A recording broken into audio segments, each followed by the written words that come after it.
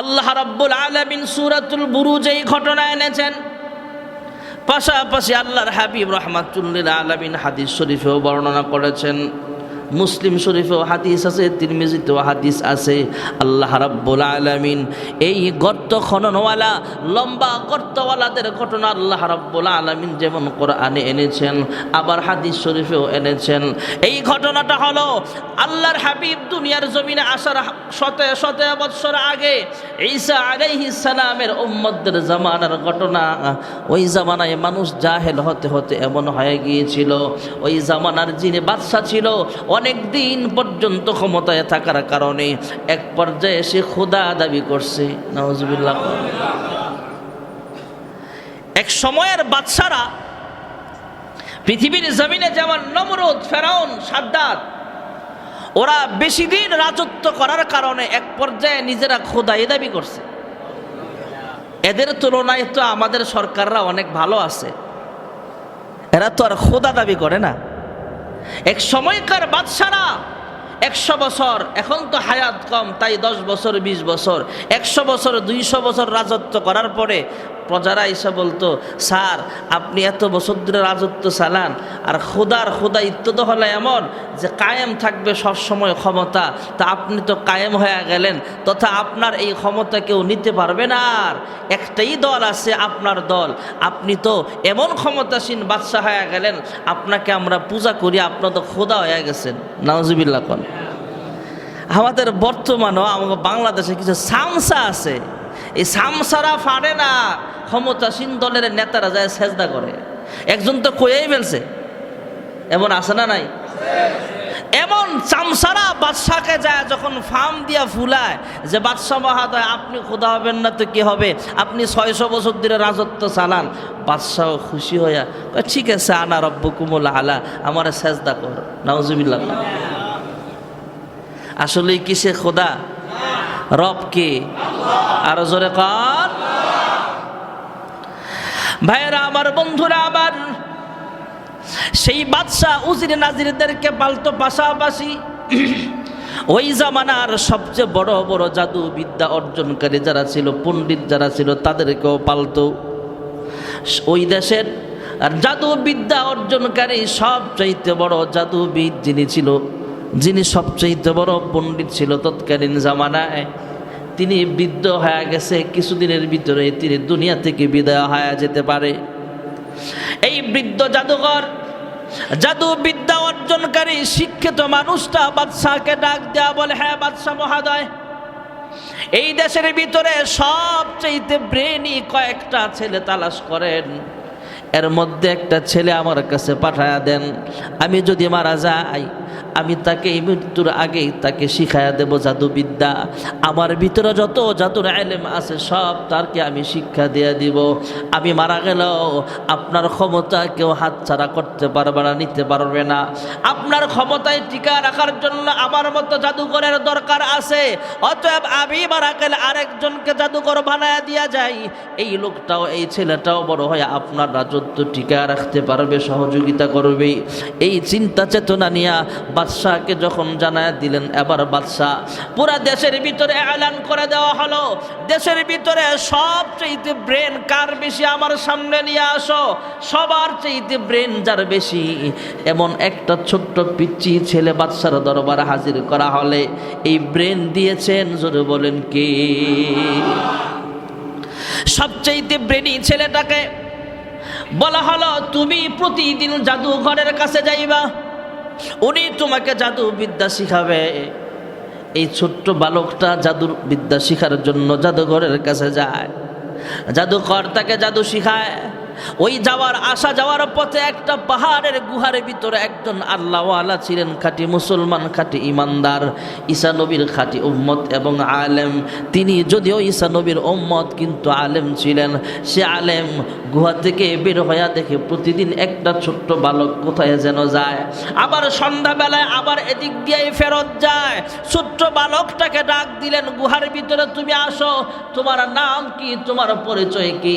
কয় আমার পরিচয় এখন হলো আমি একটা জাদুকরের কাছে যাই, বাদশার পালিত সেই জাদুকর দুনিয়া থেকে বিদায় হয়ে গেল, আমি যেন বাদশার উপকার করতে পারি সেই জন্য আমাকে জাদুবিদ্যা শেখানো হচ্ছে। আল্লাহর বান্দা ঈসা নবীর উম্মত আলেম ডাক দিয়া বলে, তুমি যে জাদুকরের কাছে যাও সেই জাদুকর মিথ্যাবাদী, সেই জাদুকর বিভ্রান্তিতে আছে, পথভ্রষ্টের মধ্যে আছে। তোমার বাদশা, তুমি যেই বাদশার কথা শুনতেছ সেই বাদশা নিজেই যেহেতু খোদা দাবি করে, ওই বাদশাহ বিপদগামী আছে, সেও পথভ্রষ্টের মধ্যে আছে। অতএব আমার কথা শোনো, এক আল্লাহকে রব হিসাবে মানো, ঈসা নবীকে তোমরা নবী হিসেবে মানো, তাহলে তুমি সাকসেসফুল হয়ে যাইবা। যেরকম সুবহানাল্লাহ। একদিন ছোট্ট বালকটাকে মোটামুটি বুঝায় দিছে, ব্রেনই তো বুঝায় দিছে, যাও কয় আবার বইলা দিছে, প্রতিদিন তোমার জাদুকরের কাছে যদি সকাল 10টায় যাওয়া লাগে, তুমি বাড়ি থেকে 8টায় বেরোইবা, যাইতে আধা ঘন্টা লাগবে, আর ফাঁকি দিয়া 1-1.5 ঘন্টা সময় আমার কাছে তুমি ব্যয় করবা। সুবহানাল্লাহ কন্যা। ঈসা নবীর উম্মত সে আলেম ছোট্ট বালকটাকে প্রতিদিন কোরআন শিখায় তথা ঈসা নবীর কিতাব শিখায়, ঈসা নবীর কিতাব শিখায়, আলেম শিখায়। এক পর্যায়ে ছোট্ট বালককে দাওয়াত দিলেন, আসমান বানিয়েছেন আমার আল্লাহ, জমিন বানিয়েছেন আমার আল্লাহ, তোমাকেও সৃষ্টি করেছেন আল্লাহ, আমাকেও সৃষ্টি করেছেন আল্লাহ। যেই বাদশার রব দাবি করে সেই বাদশার মালিক হলেন আল্লাহ। যেরকম সুবহানাল্লাহ। ছোট মানুষ হলো দেশের সবচেয়ে ব্রেনি, সে বিষয়টা বুঝতে পারছে আসলেই বাদশার ধর্ম বেকার, আর যেই ইহুদি, যেই আপনার বিধর্মী জাদুকরের কাছে আমি জাদু শিখতেছি সেও তো বিভ্রান্তির ভিতরে আছে। অতএব এই আলেমই যে হক পথে আছে, সে কালিমা পড়ে ইমানদার হয়ে গেছে। আরো জোরে কর। পাশাপাশি এই আলেম ডাক দেওয়া বলে, প্রতিদিন আমার গুহার ভিতরে আসবা, তোমাকে আমি শিখাবো। শুধু ইমান আনলে হবে না, ইমান প্রতিষ্ঠিত করার জন্য তোমাকে আলেম হওয়া লাগবে, আলেম শিখা লাগবে। প্রতিদিন আলেমের কাছেও যায়, জাদুকরের কাছেও যায়, এইভাবে তার সময় যাইতেছে। জাদুকরের কাছে জাদু শিখে কিন্তু বলে না সে যে ইমানদার হয়ে গেছে। আবার আসা যাওয়ার সময় আলেমের কাছে পার্ট টাইম কিছু সময় দিয়ে সেখানে আলেম শিখে, আসমানি আলেম। সুবহানাল্লাহ। শিখতে শিখতে হঠাৎ করে সে একদিন রাস্তা দিয়া যায়, এমন কামেল বুজুর্গ হয়ে গেছে। তাকায় দেখে অনেকগুলো লোক সেখানে জমা হয়ে আছে, অনেকগুলো মানুষ। রাস্তার দুই পাশে, ওই পাশেও হাজার হাজার মানুষ দাঁড়িয়ে আছে, এই পাশেও দাঁড়িয়ে আছে। মাঝখানে ব্রেকেট দেওয়া, তথা মাঝখানে মানুষ যেতেও পারে না, আসতেও পারে না। ছোট্ট বালক জিজ্ঞেস করে, এখানে কি হয়েছে? কয়, দেখো না, হাজার হাজার মানুষ একটাই রাস্তা, আমরা এখান থেকে যেতেও পারি না, কেউ আসতেও পারে না। কি হয়েছে, যেতে পারেন না কেন? আসা যাওয়ায় বাধা কে দিল? ছোট্ট বালক জিজ্ঞেস করলে জবাব দেয়, ভয়ঙ্কর একটা প্রাণী, হয়তো সেটা বিশাল বড় একটা সাপ ছিল, অথবা সেটা সিংহ ছিল, অথবা একটা বাঘ ছিল, ভয়ঙ্কর একটা মাখলুক ছিল। এই ভয়ঙ্কর মাখলুকটাকে কেউ রাস্তা থেকে সরাইতেও পারে না, নিজে নিজে সরাও না, মানুষ আসা যাওয়া করতে পারে না। ওই মাখলুকটাকে যেই মারার জন্য যায় সেই নিহত হয় বা আহত হয়, ক্ষতিগ্রস্ত হয়ে যায়। কেউ ভয়ে সামনে যেতে চায় না। ভয়ঙ্কর সাপ অথবা ভয়ঙ্কর সিংহ অথবা ভয়ঙ্কর একটা বাঘ ভাল্লুক সেখানে দাঁড়িয়ে আছে। আল্লাহর বান্দা ছোট্ট মানুষ একটা ইটের কঙ্কর হাতে নিয়া তিনি আল্লাহর দিকে মুতাওয়াজ্জহ হয়া আসমানের মালিককে ডাক দিয়া বলে, আয় আল্লাহ, গুহার ভিতর থেকে যে আলেম ঈসা নবীর উম্মত আলেম আমাকে কালেমায় গ্রহণ করাইলো, যেই মানুষটা আমাকে মুসলমান বানাইলো, ইমানদার বানাইলো, এর পথ যদি সঠিক হয়ে থাকে, আয় আল্লাহ, তুমি যদি আসলে রব হয়ে থাকো, তাহলে এই মাখলুকটাকে বিদায় করে দাও, মেরে ফেলো। এই বলে আল্লাহু আকবার বলে যখন পাথরটা ওই ভয়ঙ্কর মাখলুকের উপরে ছড়ে মারল, সঙ্গে সঙ্গে মাখলুকটা দুনিয়া থেকে বিদায় হয়ে গেছে। আর জোরে কর। হাজার হাজার মানুষ অবাক হয়ে দেখলেন, কি ব্যাপার? একটা ছোট্ট বালক পাথর মারল আর এই মাখলুকটা মরে গেল। অতএব মানুষ তাকে খুব মোহাব্বত করে কোলে নিয়ে চুমু খায়। এবার মানুষ তাকে ভালো মানুষ মনে করি না, সবাই তার কাছে আসে। মানুষ কুষ্ঠরোগে রোগাক্রান্ত, সে আইসা বলে তুমি আমার একটু হাত বুলায়া দাও, ফু দাও। সে ফু দেয়, হাত বুলায়া দেয়, কুষ্ঠরোগের মানুষটা ভালো হয়ে যায়। অন্ধ মানুষ আইসা বলে আমি জন্ম অন্ধ, জন্ম থেকেই পৃথিবীর আলো দেখতে পারি না, অতএব আমার চক্ষুর মধ্যে তুমি হাত বুলায়া দাও। হাত বুলায়া দেয়, সঙ্গে সঙ্গে চক্ষুর দৃষ্টি আল্লাহ তাআলা আবার ফিরায়া দেয়। আর জোরে কর। একজন গরিব মানুষ আইসা বলে আমার জন্য দোয়া করে আমি যেন পয়সাওয়ালা হয়, সে পয়সাওয়ালা হয়ে যায়। মুস্তাজাবু দাওয়াত আল্লাহ তাকে বানিয়ে দিয়েছেন, যে দোয়া করে সেই দোয়ায় কবুল হয়ে যায়। ছোট্ট মানুষ, সুবহানাল্লাহ কয় না রে, ছোট মানুষ। এই খবর বাদশার এক মন্ত্রীর কানে গেছে। বাদশার মন্ত্রীটা বৃদ্ধ হয়ে গেছে, তার দৃষ্টিশক্তি নাই, অন্ধ মানুষ, তার যোগ্যতার বলে এখনো মন্ত্রিত্বের পদে বহাল আছে। মন্ত্রীর কানে খবর পৌঁছালো, হ্যাঁ মন্ত্রী সাহেব, আমাদের এই দেশের ভিতরে একটা ছোট্ট বালক আছে, কোনো অন্ধ মানুষ যদি তার কাছে যায়, সে যদি চোখের মধ্যে হাত বুলায় দেয়, সঙ্গে সঙ্গে তার চোখের দৃষ্টি ফিরা দেওয়া হয়। সুবহানাল্লাহ। আসলেই চোখের দৃষ্টি তো আর ছোট বাচ্চা ফিরায় দেয় না, ফিরায় দেয় কে? বাদশা এবার বড় গাড়ি দিয়া, যানবাহন দিয়া, অনেকগুলো হাদিয়া নিয়ে ছোট্ট বালকের কাছে চলে গেলেন। ছোট্ট বালকের কাছে যা বলে আমি এই দেশের রাষ্ট্রপ্রধানের একজন মন্ত্রী, অমুক পদের মন্ত্রী, অমুক মন্ত্রণালয়ের একজন রানিং মন্ত্রী, আমি তোমার জন্য এই হাদিয়াগুলো নিয়ে আসলাম। বিনিময়ে তুমি একটা কাজ করা লাগবে, আমি চোখে দেখি না, আমার দুইটা চোখ তুমি ভালো করে দাও। ছোট্ট বালক ডাক দিয়া বলে আমি চোখ ভালো করতে পারি না, চক্ষু ভালো করার মালিক হলেন আমার আল্লাহ। যখন সুবহানাল্লাহ। ছোট বালক মন্ত্রীকে বলে আপনার চক্ষু ভালো হয়ে যাবে, আপনার চক্ষু আমি ভালো করে দেব, তথা আমি দোয়া করব আল্লাহ ভালো করবেন, তবে শর্ত আছে। কি শর্ত? শর্তটা হলো আপনি ঈমানওয়ালা হয়ে যেতে হবে। সুবহানাল্লাহ। পুরা দেশের ভিতরে দুজন মানুষ মুসলমান, একজন ওই আলেম, মানুষের জুলুমের শিকার যাতে না হয় গুহার ভিতরে লুকায় আছে, উনি ইমানদার। আরেকজন ইমানদার হলো ছোট বালক, ছোট মানুষটা।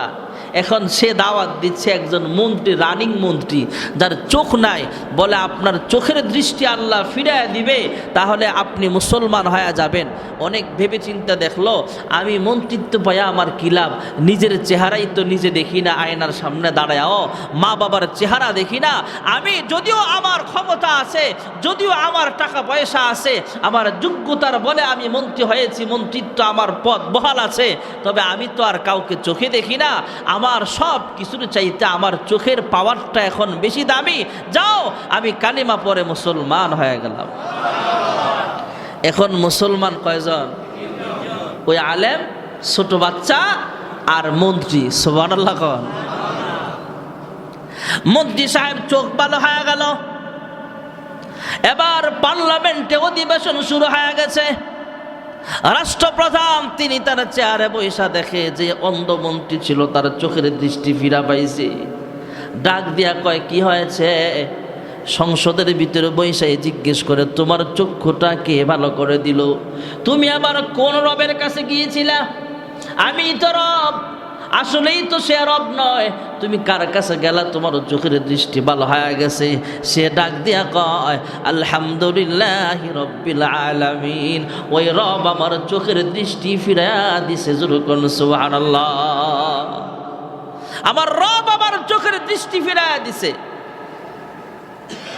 রাষ্ট্রনায়ক ডাক দিয়া বলে তোমার এত বড় স্পর্ধা, এত বড় সাহস, আমার রব না হয় না, তুমি কার রব মানো? মন্ত্রী ডাক দিয়া করে সাবধান, যে আল্লাহ আসমান বানাইছেন, জমিন বানাইছেন, যে আল্লাহ আপনাকে বানিয়েছেন, আমাকে বানিয়েছেন, তিনি হলেন রব, আপনি রব নয়। সেই রব্বুল আলামিনের প্রতি আমি ঈমান এনেছি। যখন সুবহানাল্লাহ, ঈমান বড় মজবুত। প্রধানমন্ত্রী ডাক দিয়া কয়, স্পিকার ডাক দিয়া কয়, সব মন্ত্রী তো বেঈমান, সবাই কয় এই আপনার পরিণতি কিন্তু খুব খারাপ হবে। কয় কি খারাপ হবে? কয় আপনাকে দুনিয়া থেকে বিদায় করে দেওয়া হবে। সে বলে আমি মাথা পেতে নিতে রাজি আছি, আমি সব জুলুমের শিকার হতে রাজি আছি, জেল জুলুম আমি পরোয়া করি না, ফাঁসির মঞ্চকে ভয় পাই না, ফাঁসির মঞ্চে দাঁড়ায়াও বলবো আল্লাহু আকবার। ফাঁসির মঞ্চে দাঁড়ায়াও কি বলবো? আর জোরে বলেন কি বলবো? আমি রাজি আছি। এক পর্যায়ে সেই মন্ত্রীকেও দুনিয়া থেকে বিদায় করে দেওয়া হলো। এবার বাদশা ডাক দেওয়া বলে এই মন্ত্রী কিভাবে মুসলমান হলো? খোঁজ খবর নিলেন, খবর নিয়ে জানতে পাইলেন একজন ছোট্ট বালক যে জাদু বিদ্যা শিখার জন্য জাদুকরের কাছে গিয়েছিল, সেই ছোট্ট বালকটাই মুসলমান ইমানদার। তার দাওয়াতে তার চক্ষু ভালো হয়েছে, মন্ত্রীর চক্ষুটাও ভালো হয়েছে, সেও ইমানদার হয়ে গেছে। মন্ত্রীর চক্ষুও ভালো হয়েছে, আবার ইমানদার হয়ে গিয়েছে ছোট্ট বালকরা দাওয়াতে। এবার ছোট বালকটাকে রাজ সিংহাসনে ডাকা হলো, জিজ্ঞেস করা হলো তুমি ইমানদার হলা কিভাবে? ওই আলেম গুহার ভিতরে অবস্থানকারী আলেম তাকে নিষেধ করেছিল তুমি আমার পরিচয় দিবা না, তবে এমনভাবে যারা করেছে, এমনভাবে রিমান্ডের মাইর দিছে, এমনভাবে জুলুম করা হয়েছে, এই ছোট্ট বালকটা এক পর্যায়ে স্বীকার করেছে হ্যাঁ অমুক এলাকায় পাহাড়ের মধ্যে একজন আলেম বসবাস করে, ঈসা নবীর উম্মত আলেম, উনি আমাকে মুসলমান বানাইছেন এবং পাশাপাশি উনি আমাকে আলেম শিক্ষা দিছে। যেরকম সুবহানাল্লাহ। সেই আলেমকেও হত্যা করা হলো। 3 জনের ভিতরে 2 জন দুনিয়া থেকে বিদায় হয়ে গেল, বাকি আছে কয়জন? একজন ছোট্ট বালকটাকে আবার ধমক দিয়া বলে এই কি করা যায়? আমরা তো সে আলেমকে করাত দিয়া মারলাম, মাথা থেকে পা পর্যন্ত করাত দিয়া চিরে ফেললাম, এই মন্ত্রীকেও আমরা হত্যা করে ফেললাম, তবে এই ছোট বালকটাকে কেমনে হত্যা করা যায়? এই ছোট বালকটাকে যদি আমরা অন্যদের মতো সাধারণভাবে মারতে চাই তাহলে পারবো না, কারণ তার অলৌকিক ঘটনা রাষ্ট্রের সবাই জানে। ভয়ঙ্কর মাখলুককে পাথর ছুঁড়ে মারছে আর মাখলুকটা মারা গেছে। বাঘ মেরে ফেলে, সাপ মেরে ফেলে, পাথর ছুঁড়ে মাইরা মেরে ফেলে, অতএব তাকে করাত দিয়ে মারা যাবে না। একটা টিম গঠন করলেন, শক্তিশালী একটা বাহিনী গঠন কইরা তাদেরকে পাঠালেন, যাও এই ছোট্ট বালকটাকে পাহাড়ের উপরে নিয়ে যাইবা, 5000 10,000 ফুট উঁচা পাহাড়ের উপরে নিয়ে যাইবা, পাহাড়ের চূড়ায় যায় তার কানে কানে বলবা এখনো সময় আছে, আমাদের বাদশাকে তুমি রব বলে মেনে নাও, তাহলে তোমাকে হত্যা করা হবে না। আর যদি তুমি যে রবের গোলামি করতেছো সেই রবের গোলামি এখনো থাকো, ঈমান ত্যাগ না করো, যদি এখনো বাদশাকে তুমি রব হিসাবে না মানো, তাহলে ধাক্কা দিয়ে তোমাকে পাহাড় থেকে ফালায়া দেওয়া হবে, তোমার হাড্ডি গোশত কিছুই খুঁজে পাওয়া যাবে না। আল্লাহর বান্দা ছোট্ট বালক ডাক দেয়া বলে শোনেন, আমার আল্লাহ আমার হেফাজত করে নেওয়ালা। এক পর্যায়ে আল্লাহকে ডাকতেছেন, আয় আল্লাহ তুমি আমাকে ধ্বংসের হাত থেকে হেফাজত করো। পাহাড়ের মধ্যে এমনভাবে ভূমিকম্প শুরু হয়ে গেছে, যত বাহিনীর লোকেরা সেখানে ছিল সব বাহিনীর লোকেরা দুনিয়া থেকে বিদায় হয়ে গেছে। এই ছোট্ট বালকটাকে আল্লাহ বাঁচায়া দিছে। যেরকম সুবহানাল্লাহ। হায়াতের মালিক কে? মরণ দেওয়ার মালিক কুরআনুল কারীমে 29 পারার প্রথম সূরা সূরাতুল মুলকের আয়াতে আল্লাহ বলেন, আল্লাযী খালাকাল মাউতা ওয়াল হায়াতা লিয়াবলুয়াকুম আইয়ুকুম আহসানু আমালা ওয়া হুয়াল আজিজুল গফুর।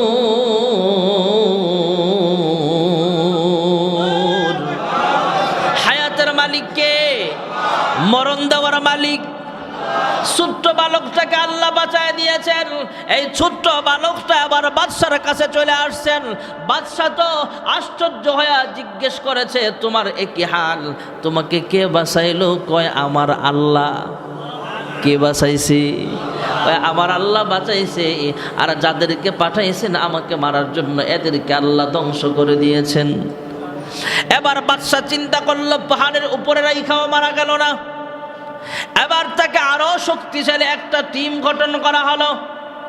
শক্তিশালী একটা ভয়ঙ্কর সেই শক্তিশালী একটা বাহিনী দিয়া তাকে সাগরের মাঝখানে পাঠানো হলো। কয় সাগরের মাঝখানে নৌকা দিয়া নিয়ে যাইবা, জাহাজ দিয়া নিয়ে যাইবা, আর সেখানে যাইয়া তাকে নদীর মধ্যে ফালা দিবা।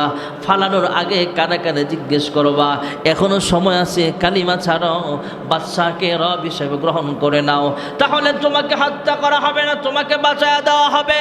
আল্লাহর বান্দা ছোট্ট বালককে নদীর মাঝখানে সাগরের মাঝখানে নিয়ে যখন কানে কানে বলে তোমাকে হত্যা করা হবে, যদি বাঁচতে চাও তাহলে আমাদের বাদশাহকে রব হিসেবে মানো।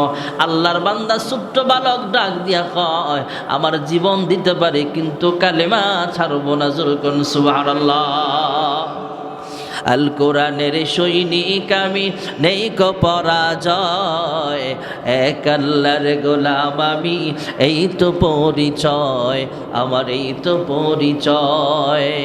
এই পৃথিবীর সবই নকল, এই পৃথিবীর সবই নকল, আসল কিছু নয়, এক আল্লাহর গোলাম আমি, এই তো পরিচয় আমার, এই তো পরিচয়। ঠিক না বেঠি?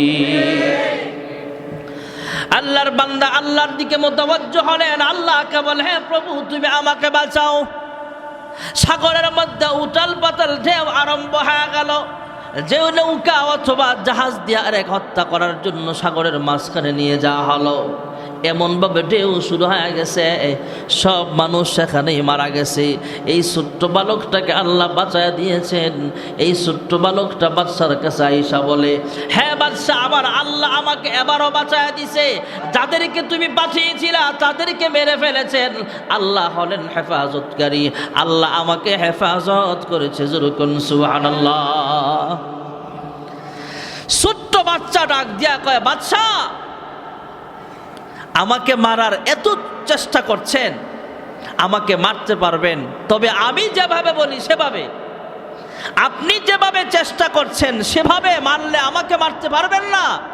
বারবার আমার রব আমাকে বাঁচায়া দিবে। সুবহানাল্লাহ কোন। তবে আমাকে যদি হত্যা করতে চান তাহলে আমি যেভাবে বলি আমার ফর্মুলায় কাজ করা লাগবে। কি করব বলো? সে বলে যে আপনি বিশাল বড় একটা মাঠে আমাকে হত্যা করবেন, আমাকে তীর মারবেন, আর তীর মারার আগে রাষ্ট্রের সব মানুষকে সেখানে হাজির করবেন। হাজির করে বলবেন যে দেখ আমারে রব না মানার শাস্তি কি হয়, এ বইলে আমাকে তীর মারবেন। তবে এমনি এমনি তীর মারলে হবে না, তীর মারার সময় বলতে হবে বিসমি হাজিহিল গোলাম, বিইসমি হাজিহিল গোলাম, এই গোলামের বিইসমি রব্বি হাজিহিল গোলাম, নাম প্রভুর, ওই প্রভুর যেই প্রভুর ইবাদত করে এই ছোট বাচ্চা। সুবহানাল্লাহ। বিইসমি রব্বি হাজিহিল গোলাম, এই বলে বিসমিল্লাহ বলে রবের নাম স্মরণ করে আপনি আমার উপরে তীর মারা লাগবে।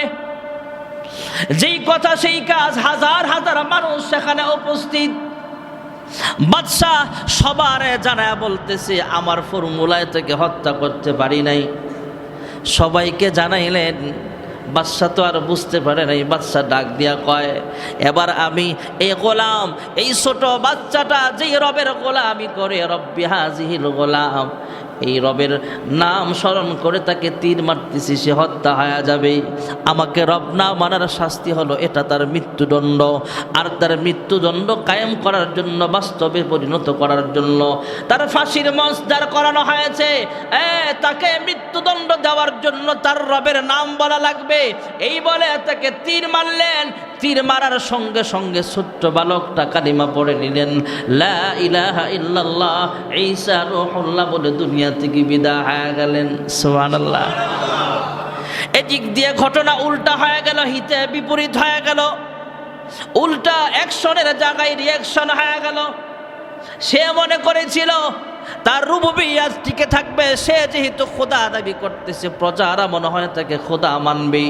এই কাণ্ড দেখা বিসমি রব্বি হাজিহিল গোলাম বলার কারণে এবার রাজ্যের সব মানুষ মিলা, সব জনগণ সাধারণ মানুষ মিলে ডাক দিয়ে বলে আমান্না বিরব্বিল গোলাম, এই গোলাম যে আল্লাহর ইবাদত করেছে, যে আল্লাহর প্রতি ঈমান এনেছে, আমরা লক্ষ লক্ষ মানুষ আমরাও কালিমা পড়ে মুসলমান হয়ে গেলাম। বিপরীত ঘটে গেল, হাজার হাজার মানুষ, লক্ষ লক্ষ মানুষ, রাজ্যের সব মানুষ, শুধু রাষ্ট্রীয় যারা, এদেরকে ছাড়া বাকি মানুষগুলো মুসলমান হয়ে গেলে এবার বাদশা ডাক দিয়া কয়, প্রজাদেরকে ডাক দিয়া বলে, তোমরা শোনো, যেহেতু ওরা মুসলমান হয়েছে, আমাকে রব হিসাবে মানে না, অতএব যারা ইমানদার হয়েছে প্রত্যেকটা ইমানদারকে হত্যা করা হবে। নাউজুবিল্লাহ কোন। এই তোমরা এখনো সময় আছে, তোমাদেরকে দুনিয়া থেকে বিদায় করে দেওয়া হবে। যদি বাঁচতে চাও তাহলে আমাকে রব হিসেবে মানো। রাজ্যের সব মানুষ ডাক দিয়া কয়, মুসলমানরা ডাক দিয়া কয়, আমরা আমাদের জীবন দিতে পারি, কিন্তু জীবনের চাইতেও ইমানের দাম আমাদের কাছে সব চাইতে দামি। জোরে কোন সুবহানাল্লাহ। আসহাবুল উখদুদ ওরা কি করলো, বিশাল বড় একটা গর্ত করছে। কয় এই মানুষগুলোরে কেমনে মারা লাগবে, কয় লম্বা করে একটা গর্ত খনন করা হোক, গর্তের ভিতরে আগুন জ্বালায় দেওয়া হোক, পেট্রোল, তেল, ডিজেল, লাকড়ি যা লাগে সেখানে জ্বালাও, বিশাল বড় অগ্নিকুণ্ড বানাও, লম্বা করে একটা গর্ত বানাও, হাজার হাজার মুসলমানদেরকে ধরে ধরে পুলিশ দিয়া ধইরা আগুনের সামনে দাঁড় করা দাও। দাঁড় করা কানে কানে বলবা, যদি আমাকে রব না মানো তথা বাদশাকে রব না মানো তাহলে তোমাকে মেরে ফেলা হবে। যদি সে তার আগের ধর্মে ফিরে আসে তাকে তা ছেড়ে দেওয়া হবে। আর যদি বাদশাকে রব না মানে তাহলে আগুনে ফালায়া তাকে হত্যা করা হবে। নাউজুবিল্লাহ কোন। এখনো পর্যন্ত কিয়ামত পর্যন্ত এমন জালেম পৃথিবীতে আছে না নাই? রাসূলের যুগের সাহাবায়ে কেরামদেরকে সান্ত্বনা দিচ্ছে মহান আল্লাহ রাব্বুল আলামিন সূরাতুল বুরুজ নাজিল কইরা, ও সাহাবীরা, শুধু তোমরাই মাজলুম তা নয়, ঈসা নবীর উম্মতের মধ্যে ছোট্ট বালকটা যেমন হত্যা হয়েছে, তাকে যেমন শহীদ করা হয়েছে, বিইসমি রাব্বি হাযিহিল গোলাম বলে তাকে শহীদ করা হয়েছে।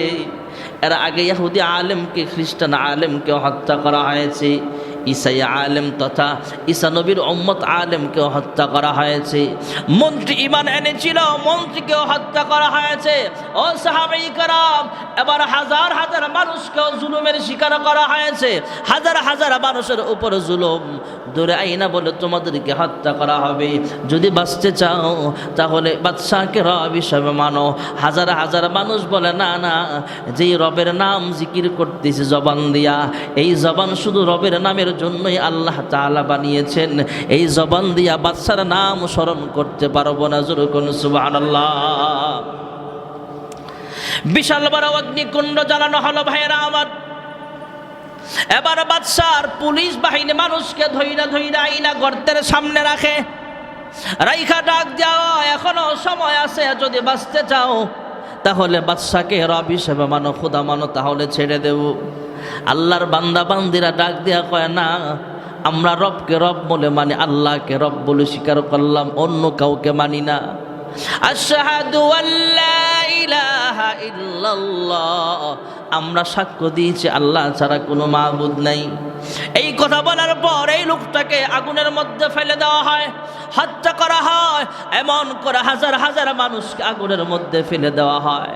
হঠাৎ করে আল্লাহর হাবিব হাদিস শরীফে বলেন, এই ঘটনা হাদিস শরীফেও আল্লাহর হাবিব বলেন, একজন মহিলাকে সামনে আনা হলো। এই মহিলা কোলে দুধের বাচ্চা, কোলে শিশু বাচ্চা কাঁদতেছে, মা দুঃখিনীও চোখের পানি ফেলে কান্দে। কি ব্যাপার, আমার জন্য না হয় অসুবিধা নাই, কিন্তু শিশু বাচ্চাটা যদি মারা যায় তাহলে মায়ের কষ্ট হবে। মা কান্দে, সন্তানও কান্দে। সন্তান তো আর আগুনের ভয় বুঝে না, সে তো আর আগুনের ভয়ে কান্দে না। মা কাঁদতেছে, বাচ্চা ডাক দেয়া কয়, বুঝেছি তুমি ভয় পাচ্ছ, তুমি মনে হয় আমাকে আবার রব হিসাবে মানবা। তুমি কালিমা ছেড়ে দাও, ইমানদারি ছেড়ে দাও, মুসলমানিত্ব ছেড়ে দাও, তাহলে তোমাকেও হত্যা করা হবে না, বাঁচায়া দেওয়া হবে। তোমার কোলের দুধের বাচ্চাটাকেও বাঁচায়া দেওয়া হবে। মহান আল্লাহ রাব্বুল আলামিন কোলের দুধের শিশু বাচ্চাটার জবান খুলে দিলেন। সুবহানাল্লাহ বলেন। কোলের বাচ্চাটা ডাক দিয়া কয়, হে আম্মা, তুমি হকের উপরে প্রতিষ্ঠিত আছো, হকের উপরে অটল থাকো, ইমানদারের উপরে অটল থাকো, তোমার সাকসেসফুল হয়ে যাইবা। হ্যাঁ মা, তুমি কামিয়াব অর্জন করতে পারবা। দেখতেছো এটা আগুন, আসলে আগুন নয়, আগুনের মধ্যে ঝাঁপ দিয়া দেখো, এই আগুনটা আল্লাহ জান্নাতের বাগান বানায় রাখছে। জোরে কোন সুবহানাল্লাহ। এই সূরা নাজিল করে মহান আল্লাহ রাব্বুল আলামিন শিক্ষা দিয়েছেন। হাদিস শরীফেও আল্লাহর হাবিব এই ঘটনাটা এনেছেন, যে এই ঘটনাটা বুঝালেন, ও সাহাবীরা, তোমরাও মাজলুম হতে পারো। এই মহিলার শিশু বাচ্চাটা মাকে শিক্ষা দিচ্ছে, হে মা, জীবন চলে যাক, আগুনে ঝাঁপ দাও, ইমান ছাইরো না, ঝাঁপ দিয়া দেখো, এই আগুনটা আল্লাহ জান্নাত বানায় রাখছে। সুবহানাল্লাহ। আগুন জান্নাত বানাইবার ক্ষমতা আল্লাহর আছে না নাই? আল্লাহ তাআলা মক্কি জিন্দেগিতে সাহাবায়ে কেরামদেরকে সান্ত্বনা দিলেন, ও সাহাবীরা, যারা ঈমান আমলের উপরে অটল থাকবা, তোমরাই পরকালে শান্তিতে থাকবা, দুনিয়াতেও সাকসেসফুল, পরকালেও জান্নাত মিলবে।